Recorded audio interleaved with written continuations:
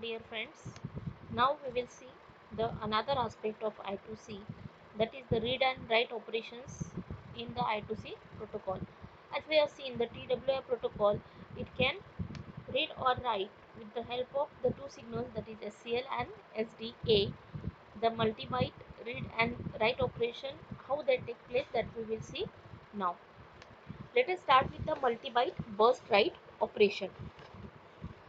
As we know that whenever we need to go for a write or read operation, that is a data transfer between the devices for I2C protocol, we need to start with the start condition and end with the stop condition.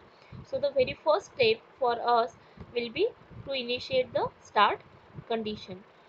So as soon as the start condition is initiated, we need to send the slave address, and if the slave address is sent, it is a write operation. So to indicate that it is a write operation, we need to write 0. As soon as it is received, there will be the acknowledgement from the I2C device, that is indicated over here in the figure with the acknowledgement A. Then we need to send the first location address, because we are going to start the operation. We need to have the first address where to start the operation. Then this is your first location address sent over here, and address is acknowledged with the help of one acknowledgement indicated on referred as A. Then on the first location address, first data byte will be transferred, it will be returned, and that data byte is shown over here.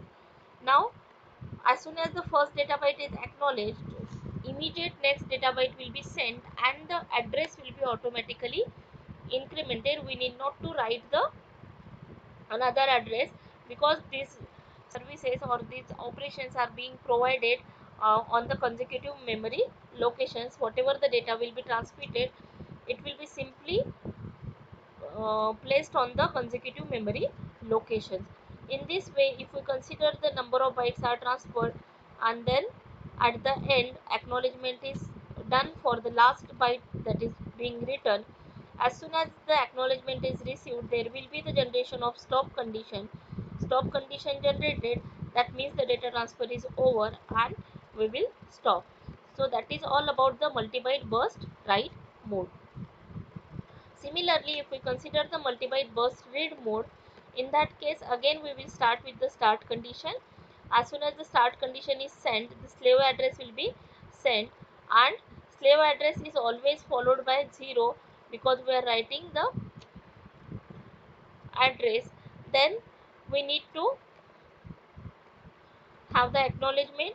Acknowledge, as soon as the acknowledgement is received, the first location address is sent, the first location address is acknowledged, and then we give the another start condition.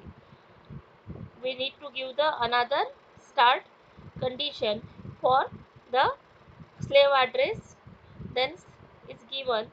This is for the repeated start programming. Then we need to give 1 for the read operation. 1 is for read operation, 0 is for write operation. Then it is acknowledged, and then consecutive data bytes will be read from the given slave address.